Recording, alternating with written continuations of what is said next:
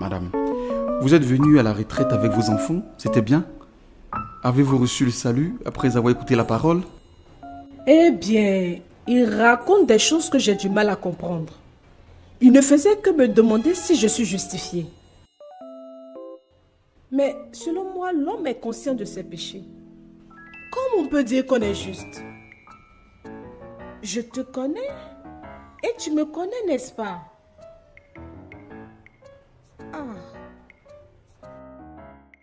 Ah bon? Qu'est-ce que vous n'arrivez pas bien à comprendre? Eh bien, ils disent que je suis parfaite et juste, mais je pense que je ressens une forte haine envers mon mari et mes enfants aussi. Ils étaient mignons lorsqu'ils étaient tout petits. À présent, ils sont comme des petits chiens. Oh, c'est cela. Parfois, je les vois comme des ennemis. En regardant mon image, comment puis-je dire que je suis juste? Voilà ce que je pense. Mémé, vous vous êtes entêté beaucoup face à la parole de Dieu. Vous êtes venu jusqu'ici et je voudrais que vous laissiez d'un côté votre pensée. Je vais vous raconter une histoire intéressante. Allez-vous m'écouter? Je pense que je n'ai plus besoin d'écouter. Ah, Seigneur. C'est se le dire, je pense que... Je vais vous raconter une histoire intéressante. Veuillez s'il vous plaît m'écouter. Il y a longtemps de cela, au temps de la dynastie Chosun au XVIIe siècle, il y avait deux hommes nommés Song Suyol de Wam et Omok de Moussou. Les deux étaient très proches dans leur enfance. Mais depuis qu'ils se sont engagés dans la politique à l'ère de la dynastie Chosun, ils sont devenus tous deux des opposants farouches. Je vous ai appelé personnellement aujourd'hui au palais pour une question qui me tracasse depuis peu. Que pensez-vous, cher ministre, du renforcement de la défense nationale pour tenir tête à la dynastie Qing? Votre Majesté, il me semble approprié de renforcer l'armée et de réorganiser notre système militaire pour vaincre la dynastie Qing. Majesté, ce n'est pas correct. Les gens souffrent de pauvreté et de pénurie alimentaire, avec des moyens de subsistance médiocres après l'invasion de Qing. Ferions-nous la guerre dans de telles circonstances? Cela n'a pas de sens, Sa Majesté. Votre Majesté, nous avons été envahis parce qu'on n'avait pas le pouvoir de nous défendre pour vaincre les barbares. Comment osez-vous dire que nous ne devons pas nous préparer après qu'on ait subi cette invasion sans renforcer la défense qui est affaiblie? Votre Majesté, en toute situation, il y a l'ordre des choses. Se préparer encore à la guerre sans que la souffrance du peuple n'ait été atténuée, c'est une politique qui ignore le bien-être du peuple. Et cela sera une source d'anxiété pour le peuple et troublera l'ordre public. Votre Majesté, pourquoi le renforcement de la défense nationale et la promotion du bien-être de la population peuvent-ils déranger notre peuple? Notre travail à nous sera de renforcer Joseon à long terme et rétablir au plus vite la discipline dégradée, recruter des troupes et rebâtir le mur effondré. Votre Majesté, cela n'a pas de sens. Comment parlez-vous de l'avenir d'un peuple qui n'a aucun présent? Maintenant, je pense qu'il est approprié d'accorder plus d'attention aux méthodes agricoles, telles que l'amélioration des semences et de s'occuper des personnes souffrant de famine. Hé, Omok, pourquoi votre perspicacité est si étroite et vous n'arrivez pas à percevoir ce qui est essentiel? Lorsque les frontières s'effondrent et que la défense nationale devient déficiente, le peuple sera plus anxieux. Ce chiol! Quelle tête de mule! Pourquoi est-ce avantageux pour le peuple de conquérir le Nord en cette période? Tes ambitions et désirs politiques fragilisent la stabilité du peuple et même celle de la royauté. Silence! Qu'est-ce que c'est que ce remue-ménage à ma présence? Quoi? Des ambitions et désirs politiques? C'est à cause des hommes comme vous, qui ont peur de défier, que ce pays ne peut pas se développer. Jonxiol, ce n'est pas parce que tu as la bouche ouverte qui t'est permis de tout dire. Hé, Omok, c'est vous qui avez tort. D'où vient votre capacité infâme dont vous faites fortune pour votre ambition politique? En mentant que vous pensez en faveur du peuple. Quoi? Quelle infâme! Très bien. J'ai bien compris votre volonté de penser en faveur du peuple. Je vais également réfléchir. À présent, vous pouvez disposer. La bonté de votre majesté est incommensurable.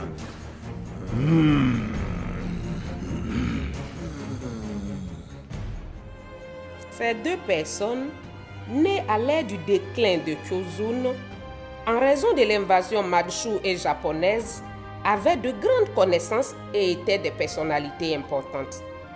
Cependant, pour eux, pendant la période de Stone and Drunk, où le pouvoir fut changé 4 fois, ils avaient tous deux à cœur la vengeance politique.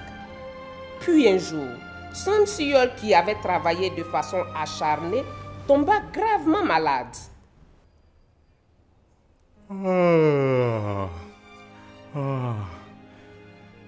Ces jours-ci, je me sens si fatigué. C'est bizarre. J'ai 2 livres à rédiger. Mais pourquoi je me sens si lourd? Y a-t-il quelqu'un dehors? Oui, père, je suis là.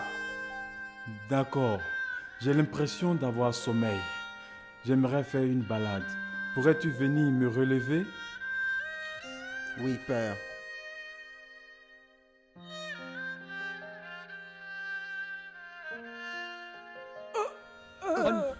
Mais père, vous allez bien? Ces jours-ci, vous avez perdu beaucoup de votre poids et votre santé ne s'améliore pas. Ça sera bien de rester à la maison aujourd'hui. Reposez-vous. Oui, j'ai d'ailleurs le vertige. Je vais me reposer aujourd'hui. Tu peux t'en aller. Oui, père. Ça me fait mal de voir votre visage devenir pâle.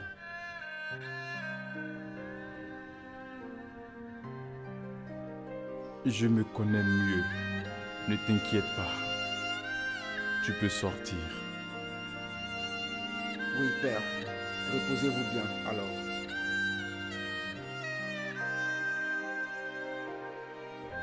Voici. Mon corps devient de plus en plus lourd et mon visage tout pâle. Le seul capable de me guérir de cette maladie dont j'ignore la cause, c'est Omok. Il est bien vrai que Omok est un grand médecin. Mais va-t-il me prescrire des médicaments sans ressentiment envers moi? À mon avis...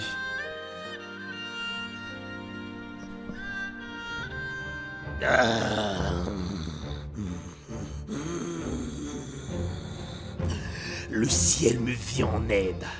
Il me donne enfin l'occasion d'éliminer mon ennemi politique et pierre d'achoppement.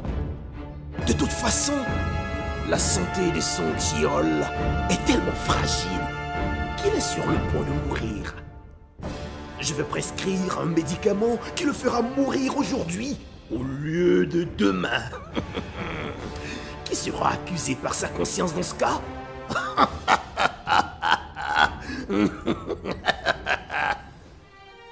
Oui, Omok agirait forcément de la sorte, c'est sûr. Il faut que je me réveille au plus vite possible. J'ai l'impression qu'en me souciant, mon état de santé s'empire.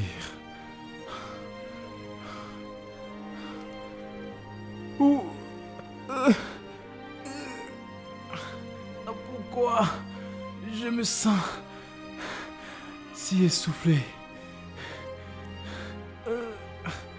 Y a-t-il quelqu'un? Oui, père. Je suis là dehors. Qu'est-ce qui se passe? Entre et aide-moi à... Ah, papa. Ah, papa, ça va? Chérie, chérie, dépêche-toi, entre voir. Hey, pourquoi tant de bruit? Ma belle-fille, je suis désolé, mais peux-tu venir ranger?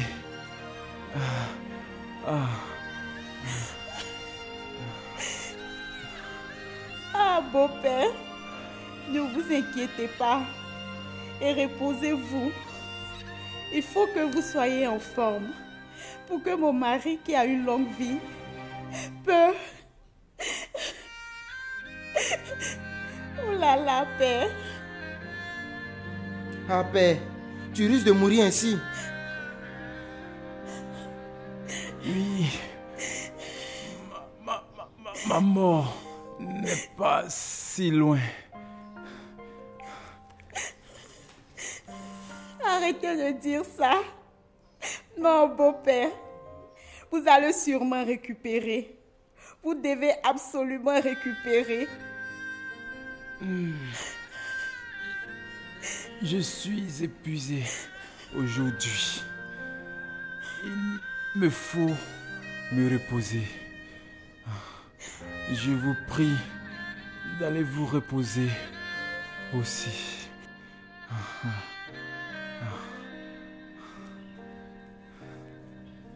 Père, nous serons près de vous, car on ne sait jamais ce qui pourrait se passer cette nuit.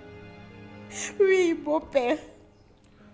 Non, c'est parce que j'ai réfléchi sur quelque chose. Alors, allez vous reposer. D'accord.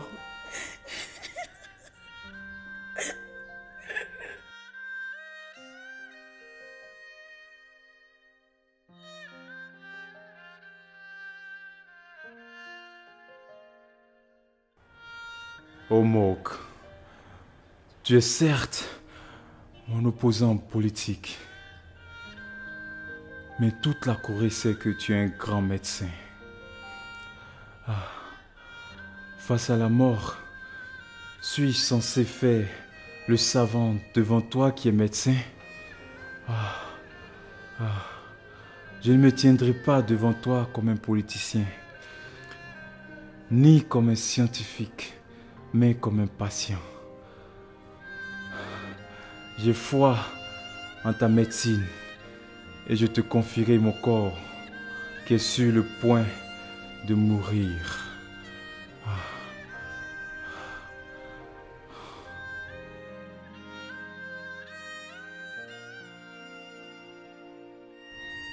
Mon fils, écoute-moi attentivement. Tu dois agir selon ma parole, as-tu compris? Oui, Père. Nous sommes prêts à vous écouter. Donnez-nous votre parole. Il faut tout de suite aller chez Omok, lui parler des symptômes de ma maladie. Reçois de sa part une ordonnance. Quoi? Qu'est-ce que vous dites? Père, cette parole n'a pas de sens. Comment pouvez-vous confier votre vie à un individu qui cherche un moyen à vous évincer et vous tuer? Moi, je ne peux faire cela. Oh, toi, qu'ai-je dit? Ne t'ai-je pas demandé d'écouter seulement ma parole? N'as-tu pas répondu par l'affirmatif? Mais pourtant, c'est un véritable fardeau de tuer mon père de mes propres mains. Omok saisira cette opportunité pour tuer mon père. Et il essaiera de s'épanouir et de s'emparer de ce pays. Je m'occuperai des conséquences après. Alors, suis seulement ma parole. Vas-y, dépêche-toi, car le temps nous presse. Père, tuez-moi plutôt. Cet individu peut vous prescrire du poison. Je ne pourrai jamais faire cela. Oh, mais non. Toute chose a bel et bien une raison d'être. Dépêche-toi d'y aller. Père, je comprends bien votre volonté. Mais... Chérie, c'est la volonté de votre père. Dépêchez-vous d'y aller. Père, je vous prie de pardonner à ce fils ingrat que je suis. Père, pourquoi êtes-vous dehors? Il fait si froid. Oui. As-tu reçu l'ordonnance? Oui, Père, mais... Tu pourrais te taire? Ne soustrais rien. Fais selon ce qui est écrit. Prépare le médicament avec le cœur. Père, mais... Je t'ai demandé de te taire. Fais selon ce qui est écrit. N'ajoute ni ne soustrais rien. Fais ce qui est là. C'est compris? Oui, Père.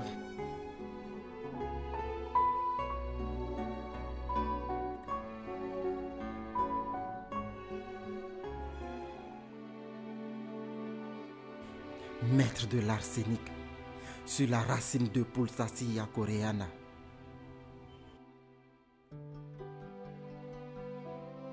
De l'arsenic? Mais le poison?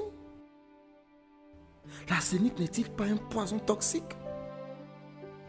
Oh Mouk, qu'il est vulgaire et méchant homme. Pendant que mon père est très faible, il veut tenter de le tuer. Comment peut-il prescrire cela? Qu'il est détestable. Mais moi, avec cette main, je suis un fils ingrat qui tue son père en faisant bouillir ce médicament empoisonné.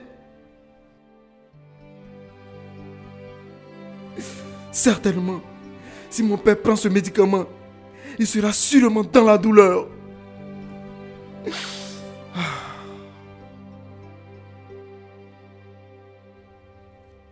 Père, je viens de préparer ce médicament. D'accord. Tu as bien fait.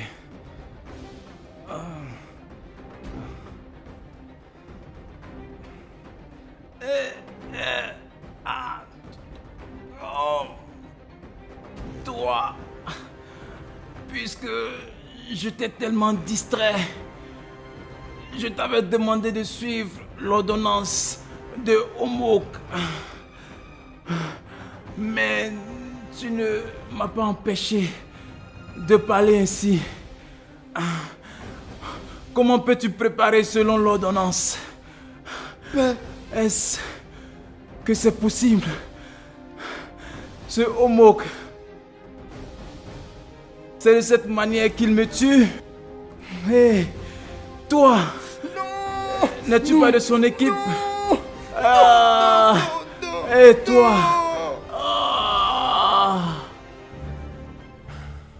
Il me semble qu'il en sera ainsi. Et comment ai-je pu donner ce médicament à mon père? Oh mon père, comment avez-vous pu me soumettre à une tâche aussi difficile? Si mon père m'est enlevé, je me vengerai jusqu'à la mort de cet ennemi mortel. Omok, Père!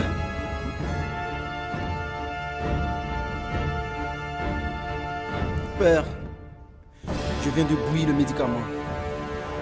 D'accord. Félicitations.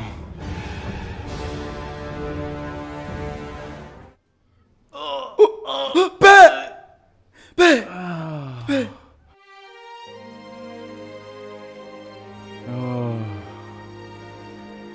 Bien qu'il y a un fort goût amer, j'ai la sensation d'une forte énergie qui m'envahit.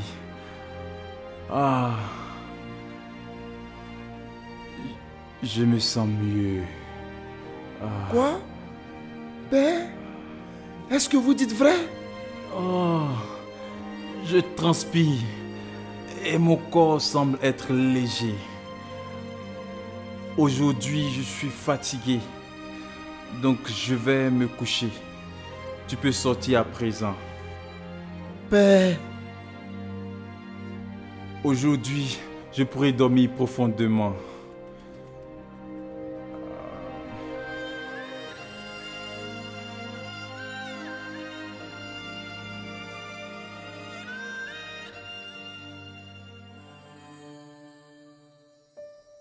Changchiol, toi et moi, nous avons pendant toute la vie vécu comme des ennemis politiques. Et le jour où ton fils est venu me voir, j'étais certain d'une chose. En laissant tous les doutes, préjugés, peurs et malentendus envers moi, j'ai cru voir que tu venais à moi dans la peau d'un patient.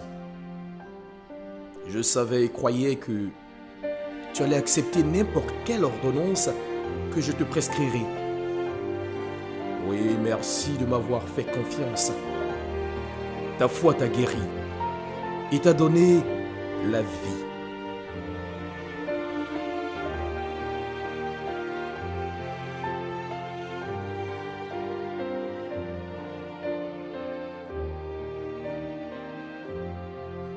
Madame, avez-vous compris cette histoire? Lorsqu'on abandonne ses pensées, on peut véritablement accepter la parole de Dieu. Oui, pasteur, oui. Oh là. Madame, qu'est-ce qu'il y a? Moi, j'ai vécu en croyant que les pensées qui sortent de moi étaient toutes correctes. Toujours mon mari me disait: pourquoi est-ce que tu crois en tes pensées? Ne pourrais-tu pas écouter ma parole? Voilà qu'il me disait. Mais j'ai réalisé que j'ouvrais envers moi-même le chemin d'une femme incapable de recevoir l'amour.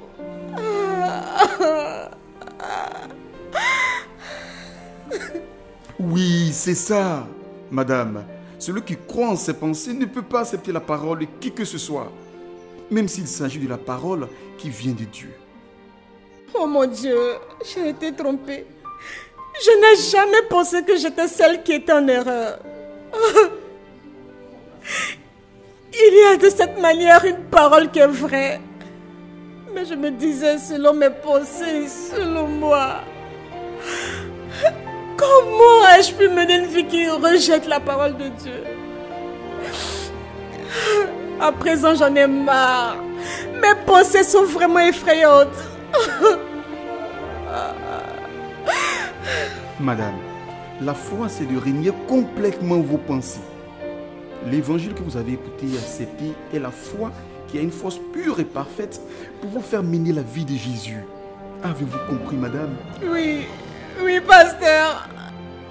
J'ai bien compris. Je vous remercie. Vraiment, merci beaucoup, pasteur.